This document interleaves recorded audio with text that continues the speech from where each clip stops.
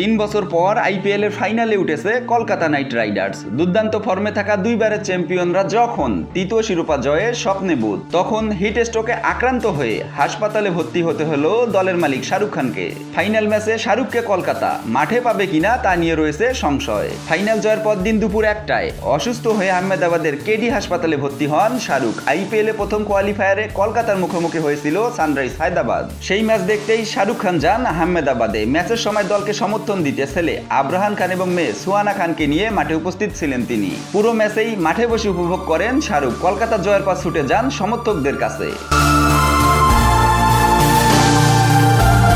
এ সময় পুরোপুরি সুস্থ ছিলেন শাহরুখ খান। দলের সাথে হোটেলেই ছিলেন। বুধবার দুপুর নাগাদ হঠাৎ তিনি অসুস্থ হয়ে পড়েন।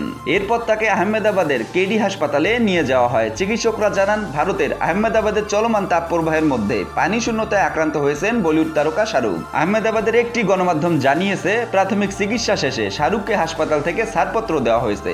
ব্যাপারটি তাই কলকাতা নাইট রাইডার্সের জন্য বড় ধরনের দুঃসংবাদ এবং দুশ্চিন্তার কারণেই বলা চলে।